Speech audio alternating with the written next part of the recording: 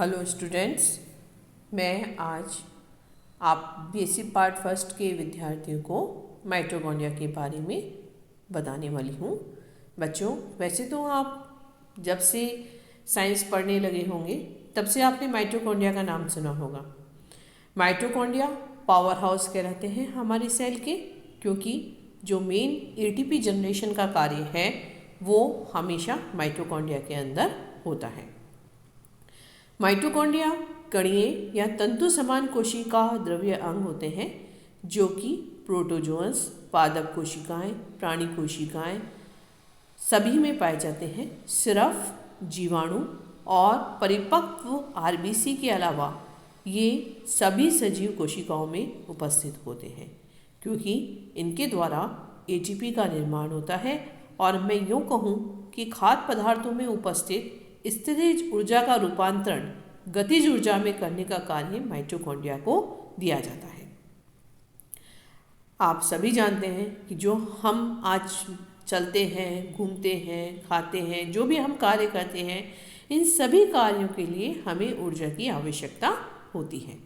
और ये ऊर्जा हमें जो मिलती है भोजन के रूप में हम अंतर्गहित करते हैं, और भोजन का जब उपापचयी क्रियाएं पूर्ण होती हैं तो यही गतिज स्थितिज ऊर्जा जो भोजन के अंदर उपस्थित होती है वो हमको गतिज ऊर्जा में प्राप्त होती है। तो इसलिए माइटोकॉन्ड्रिया अत्यधिक महत्वपूर्ण होते हैं। कोलिकर ने सर्वप्रथम रेखित कोशिकाओं में देखा था। फ्लेमिंग ने माइटोकॉन्ड्रिया का नाम फाइला रखा था। अल्टमैन ने इसका नाम बायोप्लास्ट रखा था। बेंडा ने इन्हें सहजीवी के रूप में माना था और माइटोकॉन्ड्रिया का नाम दिया था। और माइकेलिस एक वैज्ञानिक हुए हैं, उन्होंने इसको जेनस ग्रीन द्वारा अभिरंजित किया था। और आगे आपके सामने और भी कई वैज्ञानिक हैं, जैसे जैसे इलेक्ट्रॉन माइक्रोस्कोपी में खोज होती गई वैसे वैसे इसमें परिवर्तन आते गए और इसकी इलेक्ट्रॉन माइक्रोस्कोपिक स्टडी होने लगी। देखिए आगे जो हम इसमें स्टडी कर रहे हैं वो इलेक्ट्रॉन माइक्रोस्कोपिक स्टडी है। माइटोकॉन्ड्रिया की आकृति परिवर्तनशील होती है, लेकिन सामान्यतः ये तंतुमय या कणी के रूप में होते हैं। जो सामान्य आकृति जो हम हमेशा इसकी देखते आए हैं वो इसकी क्लब शेप या टेनिस के आकार की होती है। माइटोकॉन्ड्रिया का आकार भी परिवर्तनशील होता है। इसमें इसकी चौड़ाई लगभग निश्चित सी होती है, 0.5 माइक्रोमीटर की होती है, लेकिन लंबाई जो है वो परिवर्तनशील होती है। संख्या में आपको मैं बता दूं कि माइटोकॉन्ड्रिया की संख्या सदैव से उन कोशिकाओं में ज़्यादा होती है जो कि त्वरित गति से रेस्पिरेशन कर रहे होते हैं या ऑक्सीजन कर रहे होते हैं। इसका एग्जाम्पल आपको बताऊं सबसे बढ़िया बच्चों, जो हमारी हार्ट की कार्डिक मांसपेशियाँ होती हैं जिसके द्वारा हार्ट निरंतर संकुचन करता रहता है, उन कार्डिक पेशियों में माइटोकॉन्ड्रिया की संख्या सबसे अधिक होती है। इसके अतिरिक्त आप देखिए जो इंसेक्ट्स होते हैं उनकी मांसपेशियों में भी इनकी संख्या अधिक होती है, क्योंकि ये उड़ने का कार्य करते हैं और उसे उड़ने के लिए तुरंत एटीपी की आवश्यकता होती है। इसलिए इंसेक्ट्स में भी इनकी संख्या बहुत अधिक होती है और वहाँ पे एक क्लस्टर या झुंड के रूप में पाए जाते हैं जिसको हम सार्कोसोम कहते हैं। माइटोकॉन्ड्रिया स्वतंत्र रूप से गति भी करते हैं और कुछ कोशिकाओं में इनकी स्थिति निश्चित भी होती है। अब अल्ट्रा स्ट्रक्चर में देखें हम माइटोकॉन्ड्रिया के बारे में। इलेक्ट्रॉन माइक्रोस्कोपिक स्टडी है। ये देखिए यहाँ डायग्राम में आपको स्पष्ट नज़र आ रहा है कि अल्ट्रा स्ट्रक्चर में कि माइटोकॉन्ड्रिया दो झिल्ली के द्वारा ढकी हुई है।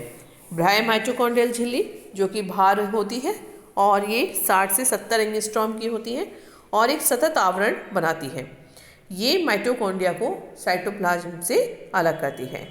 बाह्य झिल्ली जो है वो विभिन्न प्रकार के जो भी उपापचयी पदार्थ बनते हैं उनके लिए पूर्णतः पारगम्य होती है, क्योंकि इसमें छिद्र पाए जाते हैं। और इस झिल्ली में साइटोक्रोम B5 प्रोटीन अणु उपस्थित होते हैं, जिसके कारण एक और बात है कि इसमें ट्रांसमेम्ब्रेन प्रोटीन पोरीन उपस्थित होता है, जिसकी वजह से इसकी पारगम्यता अधिक बढ़ जाती है। आंतरिक झिल्ली के अंदर आके आप देखेंगे तो आंतरिक झिल्ली एक समान नहीं होती, बल्कि उसके अंदर की तरफ माइटोकॉन्ड्रिया की आंतरिक सतह की ओर प्रवर्ध निकले होते हैं, जिनको क्रिस्टी कहा जाता है। आंतरिक झिल्ली का भारी भाग सी साइट जो कि साइटोसाइल कोशिका द्रव्य की तरफ होता है, और वह भाग जो कि मैट्रिक्स की तरफ होता है उसे हम एम फेस कहते हैं। और एम फेस वाला भाग बहुत ज़्यादा महत्वपूर्ण होता है, क्योंकि मैट्रिक्स में सघन प्रोटीन उपस्थित होता है, और मैट्रिक्स वाले भाग में ही वो एंजाइम्स उपस्थित होते हैं जिसके द्वारा ऑक्सीडेटिव फॉस्फोराइलेशन की क्रिया के फलस्वरूप आपको एटीपी की प्राप्ति होती है। अब आते हैं हम माइटोकॉन्ड्रियल चैम्बर के अंदर। माइटोकॉन्ड्रियल चैम्बर में देखिए दो चैम्बर्स, एक भारी चैम्बर तो आपको दिख ही रहा है कि ये भारी और आंतरिक झिल्ली के मध्य होता है, और लगभग 60 से 80 एंगस्ट्रॉम चौड़ा होता है, और इसमें कम घनत्व वाला यानी कि पतला तरल पदार्थ भरा होता है, और इसका जो संगठन है वो लगभग कोशिका द्रव्य के समान होता है। आंतरिक कक्ष आप देखें, आंतरिक कक्ष आंतरिक झिल्ली से आवृत रहती है, और इसके अंदर क्रिस्टी उपस्थित होते हैं। इसमें घुलनशील प्रोटीन की मात्रा अधिक होती है, और लिपिड, राइबोसोम्स और डीएनए उपस्थित होता है। देखिए बच्चों, महत्वपूर्ण बात यह है कि माइटोकॉन्ड्रिया के पास अपना स्वयं का राइबोसोम और स्वयं का डीएनए भी उपस्थित होता है। इसके अतिरिक्त इसमें इनऑर्गेनिक कण जो होते हैं वो मैग्नीशियम +2 आयन होते हैं।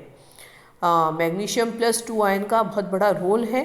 जितने भी ऑक्सीडेटिव फॉस्फोराइलेशन के एंजाइम्स होते हैं उनमें एक उत्प्रेरक के रूप में मैग्नीशियम +2 देखा जाता है। राइबोसोम जो है माइटोकॉन्ड्रिया का वो 55 से 60 S का होता है, और ये कोशिका द्रव्य में उपस्थित राइबोसोम से छोटे होते हैं। इनमें 2 इकाइयाँ होती हैं, 25 S की बड़ी इकाई और 19 S की छोटी इकाई होती है। माइटोकॉन्ड्रियल डीएनए 1% होता है और वृत्ताकार प्रकार का होता है। इसका अणुभार लगभग 9 से 10 मिलियन होता है, और इसमें जो गुआनिन और साइटोसिन का अनुपात है वो भी केंद्र के डीएनए से भिन्न प्रकार का होता है। माइटोकॉन्ड्रियल क्रिस्टी के ऊपर आप देख रहे हैं ये छोटे छोटे F1 पार्टिकल्स लगे हुए हैं, देख रहे हैं आप, है ना। इन F1 पार्टिकल्स वो स्थान है, इनको F1 पार्टिकल भी कहा जाता है या और ऑक्सीसोम भी कहा जाता है। नीचे वाले चित्र में आप स्पष्ट रूप से देख रहे हैं F1 पार्टिकल को एनलार्ज करके दिखाया है। ये फोल्डेड किस्टी के ऊपर उपस्थित होते हैं, और किस्टी की संख्या जितनी ज़्यादा होती है उतने ही F1 पार्टिकल इस पर उपस्थित होते हैं। चूँकि इनकी खोज फ्रांस मोरान ने की थी, इसलिए उनके रेस्पेक्ट में हम इनको F1 पार्टिकल कहते हैं। F1 पार्टिकल के 3 भाग होते हैं। पॉलीहेड्रल हेड, जिसका आप सिरा देख रहे हैं, ये सिरा जो है माइटोकॉन्ड्रियल का F1 पार्टिकल का, इसमें ATPase एंजाइम उपस्थित होता है। स्टॉक, इसकी लंबाई 50 एंगस्ट्रॉम और चौड़ाई 30 से 40 एंगस्ट्रॉम होती है, और सबसे नीचे वाला भाग जो होता है उसको हम आधार कहते हैं, और इसमें प्रोटॉन चैनल उपस्थित होता है। तो ये माइटोकॉन्ड्रिया की संरचना उपस्थित होती है। आने वाले चैप्टर में, आने वाले लेक्चर में हम इसके रासायनिक संगठन के बारे में पढ़ेंगे। Thank you.